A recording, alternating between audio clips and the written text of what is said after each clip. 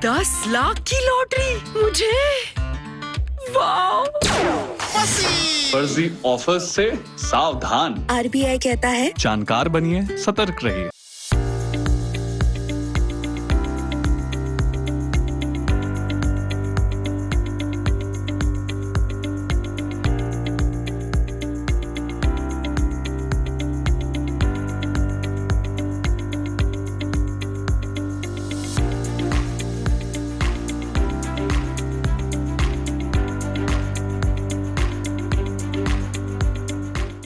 बदलते भारत के साथ बदल रहा है tax system. New income tax act अब कानून नहीं, समाधान है। सरल नियम, डिजिटल प्रक्रिया और पारदर्शिता की पूरी गारंटी। करदाता को सम्मान, ईमानदारी को ताकत और विकास को रफ्तार। नमस्कार, स्वागत है आपका एक ऐसे मंच पर जहां देश के कानून, नीति और विकास पर होती है सीधी और सच्ची बात। आप देख रहे हैं मिशन ऑफ डेवलपिंग इंडिया। मैं हूं सिमरन और बदलते भारत के साथ आज बदल रहा है देश का income tax system. New income tax act, जिसे कहा जा रहा है टैक्स कानून का नया युग। हमेशा की तरह इस मंथन को दिशा देने के लिए हमारे साथ हैं मिशन ऑफ डेवलपिंग इंडिया के मेंटर श्री सुनील कुमार गुप्ता जी। आइए देखते हैं इनका प्रभावशाली व्यक्तित्व। भारत से लेकर दुनिया तक सार्क अब तैयार है अपनी पहचान वैश्विक स्तर पर बनाने के लिए, और इसको बनाने वाले हैं एक विजनरी लीडर, एक economic architect Sunil Kumar Gupta ji, SAARC global के फाउंडर, जिन्होंने कॉर्पोरेट गवर्नेंस और फाइनेंशियल रिफॉर्म्स को नई सोच दी। ऑथर, मेंटर और नेशन बिल्डर। उनका है एक ही मिशन, भारत को बनाना है एक ग्लोबल इकोनॉमिक पावर हाउस।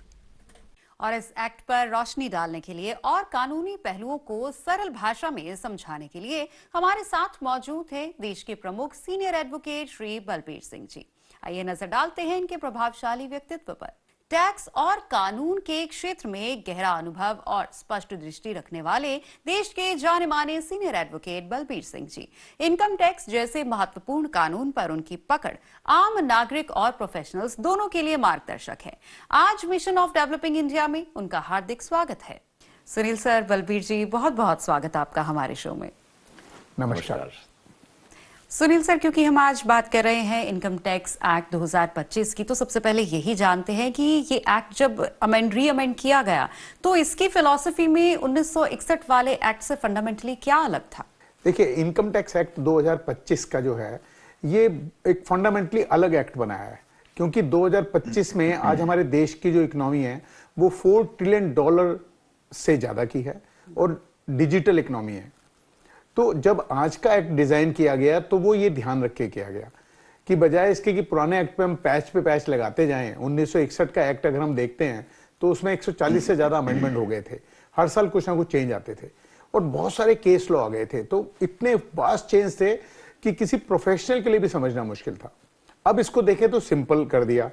मैं अगर 1961 के एक्ट की बात करता हूं तो उसमें 819 सेक्शन थे, 47 चैप्टर थे और लगभग 5,12,000 शब्द लिखे हुए थे। और 2025 के एक्ट में घटा के 536 सेक्शन कर दिए, चैप्टर आधे कर दिए, 23 कर दिए और शब्द भी लगभग 2,60,000 शब्द हमने कर दिए। मतलब 50% हमने कम कर दिया एक्ट को ही। और अब हमने क्या किया कि इसे इकोनॉमिक लॉजिक के हिसाब से रीऑर्गेनाइज किया है पूरे के पूरे एक्ट को, और सिंपल किया है कि जो हमारा टैक्स पेयर है उसको समझ आना चाहिए, प्लेन लैंग्वेज में हो। ये ना हो कि उसमें लीगल सारी चीजें हमने लिखी कि हमने उसमें मान लीजिए आपने लीगल के प्रोविजन कर दिए, एक्सप्लेनेशन कर दी, उसके बाद एक एक्ट सेक्शन को पढ़ने के लिए फिर वो दूसरा सेक्शन पढ़ना पड़े, उसके बाद उसकी एक्सप्लेनेशन पढ़नी पड़े, प्रोविजन पढ़ने पड़े, फिर ये देखना पड़े कि इसमें कोई सुप्रीम कोर्ट या हाई कोर्ट की रूलिंग तो नहीं आ गई, या कोई नया नोटिफिकेशन तो नहीं आ गया, या कोई नया रूल तो नहीं आ गया। तो उन सबको खत्म करके इसे टेबल के फॉर्म में बना दिया, कंप्यूटेशन को ट्रांसपेरेंट कर दिया गया कि कैसे कंप्यूट करना है आपने। और अब क्योंकि वैसे भी ये पहले से टैक्स रिटर्न भरना आसान हो गया। पहले जब हम रिटर्न भरते थे मैनुअली या जब सिस्टम के थ्रू भी भरने लगे थे, सारा डाटा हम फीड करते थे। अब जब आप करते हो तो आपका 80 से 85% डाटा तो अपने आप उसमें ऑटो पॉपुलेट होके आ जाता है, तो प्री फिल्ड रिटर्न ज्यादा होने लगी। तो अब इसको सिंपल कर दिया कि कोई व्यक्ति भी अपनी रिटर्न खुद भर पड़े। और एक बहुत बड़ा अलग मैं कहूंगा एक फर्क किया कि एक सिंगल टैक्स ईयर कर दिया। मतलब कि पहले बड़ा कंफ्यूजन था, अब उसको सिंगल टैक्स ईयर के रूप में एस्टेब्लिश कर दिया। बिल्कुल Sunil sir, single tax year का आपने जिक्र किया, बलबीर जी से जानना चाहेंगे सिंगल टैक्स ईयर जो टर्म है उसको थोड़ा आप एक्सप्लेन और इलैबोरेट करके बताइए, और ये किस तरीके से महत्वपूर्ण है टैक्स पेयर्स के लिए। श्योर, आई थिंक फर्स्ट अगर हम फंडामेंटली बात करें तो कोई भी जो टैक्स डिटर्मिन होता है वो that is based on accounting year of a particular person. What is the income generated in a particular period of time, that is the time based on which the tax assessments are made. In 1961 Act, the three fundamental factors were there to determine A, your tax residency, B, your tax assessment, and 3 is your reassessment. For all these provisions, there was a concept of a previous year or a financial year, and there is a concept of assessment year. Assessment year, yes. And based on this, the timelines for all three problems which I'm talking of, whether it's a residency, whether it's assessment or reassessment, this was creating a great confusion. In my experience, I have seen in most of the cases where the assessment mechanism starts, the timelines are very confusing. As a result, that becomes a dispute point in itself. Now, in the new act, what has been proposed is, or what has been suggested is that why do we keep this mechanism of a previous year and the assessment year, and let's have a tax year, which is a very, very fundamental point.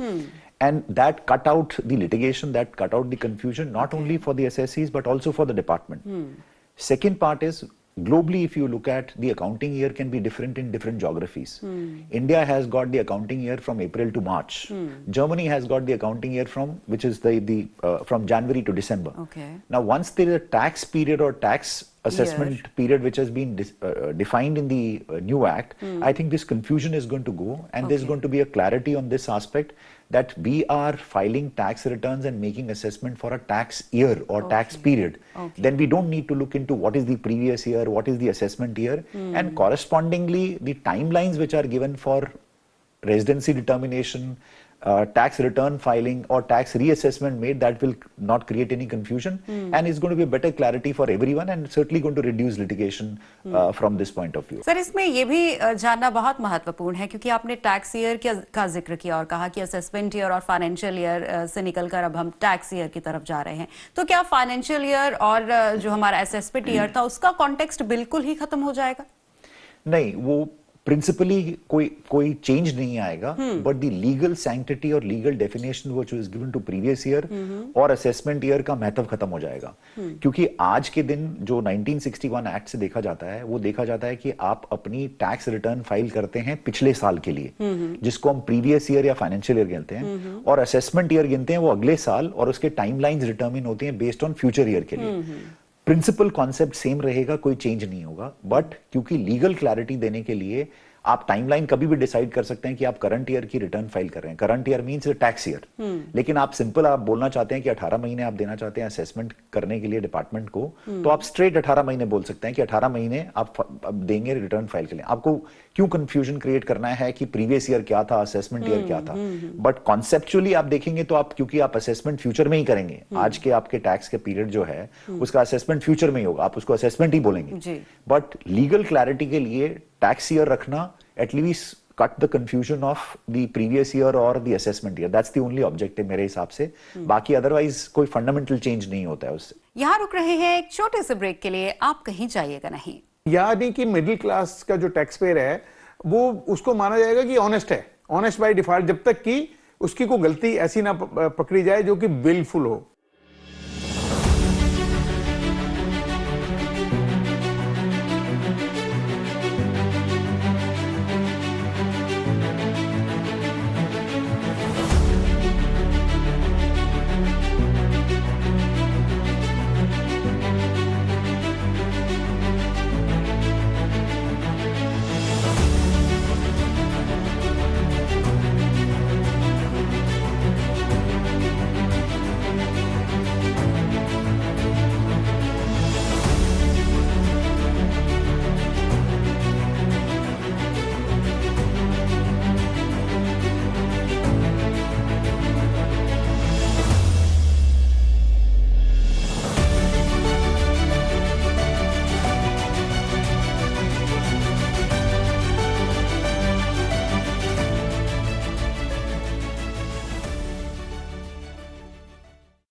Women entrepreneurs के लिए एक strong support.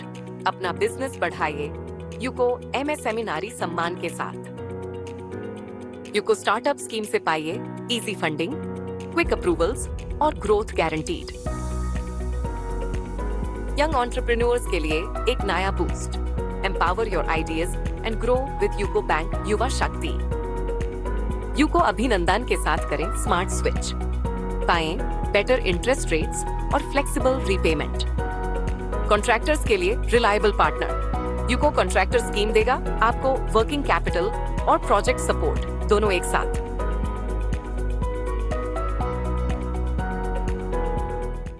Break के बाद आपका स्वागत है हमारे show mission of developing India में।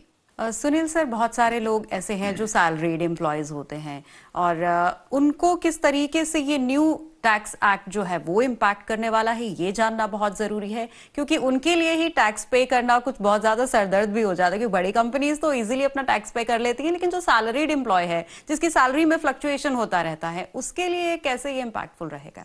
हमारे देश में ये एक बिल्कुल सब लोग कहते हैं कि जो बिजनेसमैन होता है वो तो अपना टैक्स बचा लेता है, और लेकिन जो सैलरीड पीपल हैं उनके ऊपर सीधा टैक्स लग जाता है, उनको बचाने का कोई तरीका नहीं है। तो वो बचा लेता वाली जो कॉन्सेप्ट थी ना, वो खत्म हो जाएगी। अब सभी को पूरा प्रॉपर टैक्स देना पड़ेगा। लेकिन जो सबसे बड़ा बदलाव है, मैं ये नहीं बोलूंगा टैक्स रेट में बदलाव है, मैं बोलूंगा पूरे कानून में, पूरे सिस्टम में बदलाव आया है। पहले जो टैक्सेशन था वो सस्पिशन बेस्ड टैक्सेशन था, अब जो आ रहा है वो ट्रस्ट बेस्ड टैक्सेशन आ रहा है। कि यानी कि मिडिल क्लास का जो टैक्स पेयर है वो उसको माना जाएगा कि ऑनेस्ट है, ऑनेस्ट बाय डिफॉल्ट, जब तक कि उसकी कोई गलती ऐसी ना पकड़ी जाए जो कि विलफुल हो। पहले क्या होता था, छोटी मोटी टेक्निकल एरर को भी हम गलती मान के उस पर इंटरेस्ट पेनल्टी और यहां तक कि प्रोसिक्यूशन भी था। तो वो सब खत्म कर दिया गया और अब ये बोला गया है कि आपको ट्रस्ट करेंगे हम, अपने रिटर्न भरो आप ठीक से। और कानून भी इतना सिंपल कर दिया गया है कि आप उसको पढ़ के, एक्ट को देख के, उसकी टेबल देख के, सब कुछ देख के आप खुद अंदाजा लगाओगे कि मेरा कितना टैक्स बनता है और मेरे को कितना टैक्स देना है। पहले सैलरीड पीपल को अगर देना है तो वो कई सारे सेक्शन देखता था, उसकी एक्सप्लेनेशन देखता था, उसकी फिर प्रोविजन देखता था, और उसे मतलब अपने कैलकुलेट करने के लिए कई सारे सेक्शन, चैप्टर्स देखने पड़ते थे। और कहीं पे भी छोटा फर्क आ जाए तो उसको नोटिस आ जाता था। तो उसको हमेशा डर रहता था जब वो रिटर्न भरता था कि मेरे को कोई नोटिस ना आ जाए, कोई गलती हो जाए तो मेरी। तो मतलब कि लॉ बहुत कॉम्प्लेक्स था और टैक्स पेयर सिंपल था हमारा, इसीलिए ये डर पैदा रहता था कि इतने कॉम्प्लेक्स लॉ को पढ़ के मैंने भर तो दिया, रिटर्न कोई गलती ना हो जाए। तो अब नया एक्ट को मैं बोलूंगा ये कंसोलिडेटेड लैंग्वेज में लिखा हुआ है। इनकम डिडक्शन प्रोसीजर को लॉजिकल ग्रुपिंग की गई है, जिससे कि इंटरप्रिटेशन में एम्बिग्यूटी ना रहे।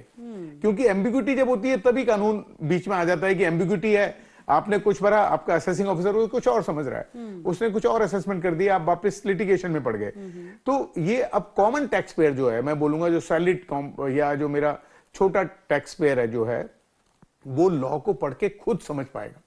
तो अब मैं ये बोल सकता हूं ये सिटीजन फ्रेंडली है, मतलब ये कंसल्टेंट फ्रेंडली एक्ट नहीं रहा। पहले आप बिगर कंसल्टेंट के, एक स्मॉल सैलरीड का आदमी भी टैक्स रिटर्न भरने में दिक्कत होती थी, वो किसी कंसल्टेंट के पास जाएगा। तो अब मैं सीधा कहता हूं कि अब ये citizen tax payer friendly act बना है, क्लियर सोच है, आप सीधा सीधा देखो, समझो और अपना डायरेक्ट टैक्स दो। अगर मैं बोलता हूं जो हमारा मिडिल क्लास है या जो हमारे स्मॉल बिजनेसेस है, वो बहुत इंपॉर्टेंट था हमारे टैक्स रिजीम के लिए। तो अगर सिंप्लीफाई होगा और मल्टीपल एग्जेम्पशन हम हटा देंगे और सीधा सीधा उसे बता देंगे कि आपको ये डिडक्शन मिलेगी मिलेगी। तो अगर मैं देखूं स्टैंडर्ड डिडक्शन की तरफ आता हूं, तो पहले हमारे एक्ट में 50,000 तक की स्टैंडर्ड डिडक्शन थी, जो कि अब 75,000 कर दी गई है। ये एक बहुत बड़ा रिलीफ है कि आपको डायरेक्टली 25,000 का फायदा हो गया, 75,000 रुपए की स्टैंडर्ड डिडक्शन मिलेगी आपको। और इसी प्रकार से जो हमारे पेंशनर हैं उनको भी 50,000 की स्टैंडर्ड डिडक्शन पहले मिला करती थी, जो बढ़ के 75,000 की मिलेगी उनको भी। तो जो हमारे फैमिली पेंशन वाले जो लोग थे, उनको 15,000 मिलती थी या 1/3 मिलती थी, नए एक्ट में उनको 25,000 मिलेगी और 1/3 विचएवर इज लोअर। तो ये भी एक बहुत बड़ा फायदा हो गया। और ये सब ऑटोमेटिक डिडक्शन है हमारी, जो कि मिला करेंगी। यदि मैं और मानता हूं कि कैसे डिडक्शन मिलेंगी, कि पहले क्या होता था कि स्ट्रक्चर पे डिपेंडेंट करती थी कि क्या मैं बनाऊं, मतलब कि यदि एक व्यक्ति की सेम इनकम है तो दोनों अलग अलग रिटर्न भरते थे। एक किसी कंसल्टेंट के पास गया, उसने कुछ और तरीका बताया कि आप ये सेविंग कर लो, ये प्लान कर लो, ये प्लान कर लो, ये डोनेशन दे दो तो आपको ये टैक्स लगेगा। दूसरा किसी और तरह से भरता था, अब उसको क्लैरिटी से दे दिया गया, तो अब ऐसी कोई भी दिक्कत नहीं आएगी। मतलब लॉ में अब कोई एम्बिग्यूटी नहीं है किसी किस्म की भी। एक और बहुत बड़ा फायदा कॉमन मैन को होगा, वो ये होगा कि पहले उसको बहुत सारी सेविंग जबरन करनी पड़ती थी कि वो जो सेविंग करता था, जो हमारा पैसा था वो रोटेट नहीं होता था, बिजनेसेस में नहीं लगता था। तो अब क्योंकि पैसा उसके हाथ में रहेगा तो वो अपनी इन्वेस्टमेंट भी अपने तरह से प्लान कर सकता है, एक बात। दूसरी बात, खर्चा भी अपने तरह से प्लान कर सकता है क्योंकि उसके हाथ में ज्यादा पैसा होगा। बलबीर सर, कई क्रिटिक्स कह रहे हैं कि इनकम टैक्स जो न्यू एक्ट आया है इसको सिंप्लीफाई करने से इकोनॉमी का नुकसान होता है। आप एक्सपर्ट हैं, आइडियली देखा जाए तो किसी भी देश का टैक्स रिजीम कैसा होना चाहिए? आई थिंक ये फंडामेंटल फ्लॉ है इस अप्रोच में, ये बोलना कि सिंप्लीफिकेशन से आप कॉम्प्लिकेट करते हो या डिफिकल्ट बनाते हो या एनफोर्समेंट डिफिकल्ट होती है। Let's look at the stats today. 95% of government of India's tax, or rather any progressive state in around the world, they collect through a compliance mechanism. The enforcement comes only for 5% or less than 5%. जितनी भी assessments या reassessments या tax proceedings जो होती हैं जिससे beyond compliance tax recover किया जाता है, वो बहुत ही small portion of the total recovery of government of India का होता है. That answers the question that if your law is simple, which is self-compliant, which is self-compliable, where you don't need to make it very complex to make it compliable, the tax recovery is going to be higher in the compliance mechanism. So therefore, that understanding is wrong. One. Two, why do you create enforcing mechanism is to determine a law and order in any progressive state that there should not be incentive in evasion of tax or avoidance of tax. उस चीज को enforce करने के लिए provision डाले जाते हैं income tax act में, but कोई progressive nation, कोई developed economy आज अगर आप देखेंगे, first thing is the simplification. Second thing is your tax structure should be very simple, which is compliable, and there is a clarity and there is a continuity. आज कोई भी foreign investment India में आती है, अगर आप उनको बोलेंगे कि आपका सिस्टम बहुत कॉम्प्लेक्स है, that's going to be threat in itself, and the basic notion of ease of doing business is defeated by that process. So इसलिए ये मैं बिल्कुल सहमत नहीं हूँ ये बोलना कि simplification means making it difficult for everybody to comply or enforcement goes down. I don't agree with this part. Any provision which is simple, where the tax rates are lower, slabs are lower, the chances of your tax base is going to go broader, and therefore the compliance is going to be higher, and consequently the tax collection is going to get higher. Second is the most important, India is not a self-capital sufficient nation. We, after Vodafone, when finally the Supreme Court said that no, we have to, whatever way the provision for foreign capital coming into India is to be, it was a great achievement for India. और India ने देखा कि इस तरह का कानून अगर simplified है और Supreme Court, the highest court of the country, इसको इस तरह से interpret कर रहे हैं, which is investment friendly and which is simple to comply, this is certainly going to add to the basic notion of doing ease to business to in India. Actually. And therefore, I don't agree with this concept of the critiques which are there. Critiques are critiques, they remain critiques all the time. बिल्कुल। यहाँ रुक रहे हैं एक छोटे से break के लिए, आप कहीं जाइएगा नहीं। Under the new act, what has been done is कि सबको एक सेक्शन के अंदर डाल दिया है, constant rates which have been retained.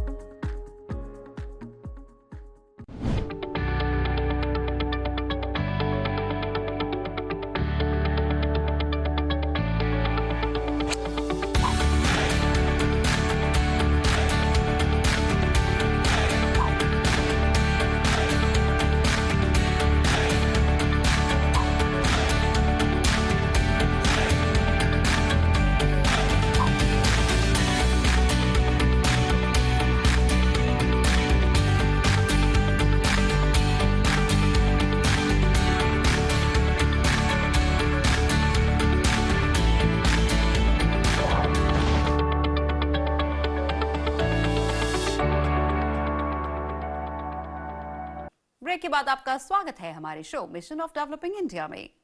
Sunil sir, हम अक्सर अपने शो में एमएसएमई, स्मॉल बिजनेस और एंटरप्रेन्योर्स की बात करते हैं, तो ये न्यू टैक्स सिस्टम जो आया है, इससे हमारे प्रोफेशनल्स, एमएसएमई, स्मॉल बिजनेस और बाकी सब पे उन पे कंप्लायंस के तौर पर क्या असर पड़ेगा? मुझे लगता है कि कंप्लायंसेस बहुत आसान हो जाएंगे और बहुत प्रिडिक्टेबल होगा सब कुछ। जब प्रिडिक्टेबल होता है तो आपको पता है मुझे क्या करना है, क्योंकि अब जो भी इनकम टैक्स हम कंप्यूट करेंगे वो स्ट्रक्चर टेबल के जरिए करेंगे, सिंप्लीफाई कर दी गई है जो कोई। तो अगर मैं स्मॉल बिजनेसेस के लिए देखूं तो डेप्रिसिएशन के ब्लॉक को बहुत रैशनलाइज कर दिया गया है। तो ये बहुत बड़ी बात है क्योंकि उसमें बड़ा कंफ्यूजन रहता था। और एक प्रेजेंटिव टैक्सेशन होती है जो कि हमारे स्मॉल बिजनेसेस के लिए थी, तो उसको हमने बहुत अच्छी तरीके से डिफाइन कर दिया गया। और जब भी हम कहते हैं कि कैलकुलेशन और इंटरप्रिटेशन दोनों क्लियर हों एक्ट में, तो हमेशा आपको फियर नहीं होता रिटर्न भरने में। हर व्यक्ति को लगेगा कि एक्ट कॉम्प्लिकेटेड नहीं है, अब मैं अब रिटर्न भर सकता हूं। जबकि अब डिजिटल होने के कारण कहीं ना कहीं उसका डाटा कैप्चर होता है गवर्नमेंट के पास और उससे नोटिस आते हैं। लेकिन हमारे देश में अगर हम देखें तो एक जो आम बिजनेसमैन है वो नॉर्मली कंप्लाइंट रहना चाहता है। वो चाहता है कि मैं सारे कानून का पालन करूं, अपना बिजनेस करूं और अपने पैसे कमाऊं, टैक्स भी पूरा दूं। तो उसी को ध्यान में रखते हुए इसको हमने सिंप्लीफाई किया गया है। क्योंकि हमारे देश में अगर हम देखते हैं तो आज 6.5 करोड़ के लगभग एमएसएमई है जो कि देश की रीढ़ की हड्डी है। 2 लाख से ज्यादा स्टार्टअप है। अब होना क्या चाहिए कि उनको ये लगना चाहिए कि मेरा टैक्स देना बर्डन नहीं है। एक मैं ये कहना चाहूंगा कि हमारे देश में यदि हम देखते हैं तो यंग पॉपुलेशन बहुत है और यंग पॉपुलेशन जो है वो चाहती है कि बिल्कुल क्लियरिटी के साथ हो। उसमें फ्रीलांस, गिग वर्कर बहुत सारे हैं और बहुत सारे स्टार्टअप आ गए और हमारी जो इनकम की स्ट्रीम है वो भी अलग अलग हो गई कि जो हमारे गिग्स वर्कर हैं वो कई जगह काम करते हैं, सब जगह से इनकम लेते हैं। इसी प्रकार से छोटे प्रोफेशनल बहुत जगह से काम लेते हैं, फ्रीलांसर बहुत सारे आ गए जो कि अब हमारी फॉर्मल इकोनॉमी का पार्ट बन गए हैं, तो उनकी भी इनकम कई सारे उससे सेक्टर से आती है। तो उन सबको एक क्लियर लॉ चाहिए था कि कानून बिल्कुल सिंपल हो कि मैं करूं कैसे। अब मैं अगर छोटे बिजनेसेस को देखूं, कहने को वो छोटे बिजनेस हैं लेकिन हमारे देश की जीडीपी में 30% से ज्यादा योगदान है उनका। आज हमारे देश में हम बार बार बात करते हैं कि एक्सपोर्ट बढ़ाना है, उनका आज भी योगदान 45% से ज्यादा है एक्सपोर्ट में। और आज उन्होंने 11 करोड़ लोगों से ज्यादा को रोजगार दिया हुआ है। तो जब ये लोग इतना बड़ा देश के लिए काम कर रहे हैं, हमारे जीडीपी बढ़ा रहे हैं, रोजगार दे रहे हैं हमारे देश में, एक्सपोर्ट बढ़ाने में बहुत बड़ी सहायता कर रहे हैं, तो इनके लिए कानून सिंपल होना चाहिए। और जो गवर्नमेंट की स्कीम है जिसमें कोलैटरल फ्री ने लोन मिलता है बिजनेस आगे बढ़ाने के लिए, तो इनकी कैपिटल तक एक्सेस बहुत आसान हो जाती है कि भाई आपने जब गवर्नमेंट के पास गए तो आप रिटर्न की कॉपी लेके गए। एक पहले बहुत बड़ा कंफ्यूजन था कि जो स्मॉल बिजनेसेस हैं उसके लिए एक सेक्शन होता था 44AD, प्रोफेशनल के लिए सेक्शन होता था 44ADA और ट्रांसपोर्टर के लिए सेक्शन होता था 44AE। तो इसमें मल्टीपल सेक्शन होने के कारण कंफ्यूजन था। एक एलिजिबिलिटी क्या हो, टर्नओवर लिमिट कैसे कैलकुलेट की जाए, बुक्स की रिक्वायरमेंट क्या होगी, और पहले था कि आप प्रेजेंटिव में जाओगे तो स्क्रूटनी के बहुत ज्यादा चांसेस हैं आपके। तो अब बिल्कुल सिंपल कर दिया उन्होंने, कंसोलिडेटेड कर दिया कि जो एक अलग चैप्टर बना दिया कि जो प्रेजेंटिव टैक्सेशन होगा वो इस तरह से चलेगा, उसमें बिल्कुल क्लियर कट लिमिट दे दी है उसमें। तो एमएसएमई के लिए बहुत बड़ा एडवांटेज हो गया कि अब इंटरप्रिटेशन, लेस इंटरप्रिटेशन होगी, सिक्योरिटी स्क्रूटनी बहुत कम होगी क्योंकि अब प्रिडिक्टेबल टैक्सेशन है। इसी प्रकार से जो हमारे स्टार्टअप होते थे पहले, सेक्शन 56 सबसेक्शन 2 का एक क्लॉज होता था 7B, जिसको रूल 11 यूए के साथ हम पढ़ाते थे, ये फेयर मार्केट वैल्यू का था। तो जब भी कोई क्लोजली कंपनी या जो नया स्टार्टअप है जब भी अपने शेयर इशू करता था तो उसको एक फेयर मार्केट वैल्यू कैलकुलेट करनी पड़ती थी। वो एक बड़ा टिपिकल था कि आप जो भी कैलकुलेट करते थे एओ कहता था ये गलत है जी, आपने ज्यादा पैसे ले लिया, इस पे टैक्स दो। अब ये एंजल टैक्स एक तरह से अब हैरासमेंट हो गया था क्योंकि वो जो स्टार्टअप था बड़ी मुश्किल से कहीं से कोई इन्वेस्टमेंट लेके आता था, उस पे भी उसे अगर टैक्स लग जाए तो उसके लिए बड़ी हैरासमेंट होती थी। तो वो भी प्रोविजन को रैशनलाइज कर दिया गया है। तो ई सॉप में भी ऐसी था कि ई सॉप जब हम करते थे तो टैक्स बड़ी जल्दी लगता था। जैसे ही कोई इंप्लॉई को ई सॉप मिला यदि तो उस पर अर्ली टैक्स था, उसको भी अपने डेफर्ड टैक्स में कन्वर्ट कर दिया। तो इस तरह से हम देखते हैं तो एमएसएमई में और स्मॉल बिजनेसेस के लिए बहुत सारे एडवांटेज दिए गए। बलबीर सर, टीडीएस और कंप्लायंस मिसमैच की वजह से देखा जाता था कि जो टैक्स पेयर्स हैं उनको अक्सर नोटिस भेज दिए जाते थे इस मिसमैच की वजह से। न्यू एक्ट इसको किस तरीके से कैटर करता है?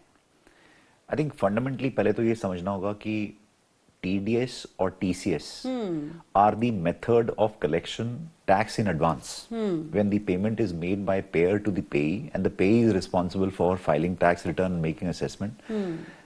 At that stage itself, the government want that tax should be safe. So therefore, these are very important provisions in Income Tax Act जिसके तहत ये tax आप advance में collect करते हैं. दूसरी बात, under the 1961 Act, we had multiple provisions for different types of transactions where the TDS rates were different. Section 92 to 94T, there were multiple provisions and different rates for different transactions, as I said. Let's say contractor had 2%, lawyers had 10%, or multiple rates were there. So that was a complication itself. Under the new act, what has been done is कि सबको एक section के अंदर डाल दिया है. Constant rates which have been retained in the new law. So therefore, दो चीजें बहुत principally जो taken care in the new act is A, you don't need to have multiple provisions in the act. You don't need to have multiple rates under the Income Tax Act. This is being taken care. That's a point number one. Okay. Point number two is that because of digitization, the tax which has been deducted by the person who is making a payment और जिस आदमी को declare करना है और उसका credit लेना है, वो these are all automated and through electronic means. These are on the day one, these set in the hands of payer and payee on the same day. तो आपको अब वो जो mismatch का angle था, through digitization under the act has been taken care that on the day if someone can show a tax has been deducted and deposited, that's all. You don't need to collect forms, certificates and all that's been done. So that's a second point by which it has been taken care of and it's being further simplified. Third is a little more rationalization which has been done is that non-deduction and non-payment, there was a prosecution which was provided. Now there is if we look at comprehensively the prosecution provision in the Income Tax Act, where the onus is on the department to prove that there was something additional factor than non-deduction and non-payment simpliciter. You need to show that therefore willful intention not to pay or evade and evasion has been there. So this is the other factor which takes care of the position that आप simpliciter का किसी ने tax deduct नहीं किया और deduct कर लिया और deposit नहीं किया. So simple prosecution can't be launched by the assessing officer to say कि भाई आपने नहीं दिया और मुझे दिखा नहीं है आपके record में and therefore I initiate the prosecution. Okay. Sunil sir, Balbir ji आज आप हमारे शो में आए और इनकम टैक्स एक्ट 2025 के बारे में इतनी इंपॉर्टेंट इन्फॉर्मेशन आपने हमारे दर्शकों के साथ शेयर की. आपका बहुत बहुत धन्यवाद. धन्यवाद. तो दर्शकों, आज के इस एपिसोड में हमने न्यू इनकम टैक्स एक्ट के मूल पहलुओं पर चर्चा की और ये समझा कि कैसे ये कानून टैक्स सिस्टम को ज्यादा सरल, ट्रांसपेरेंट और फ्यूचर रेडी बनाने की दिशा में एक बड़ा कदम है. मिलते हैं अगले एपिसोड में इसी मंच पर इसी विषय के साथ, सिर्फ मिशन ऑफ डेवलपिंग इंडिया पर. आपको हमारा ये कार्यक्रम कैसा लगा? आप हमें सोशल मीडिया के जरिए अपने सवाल या सुझाव भेज सकते हैं.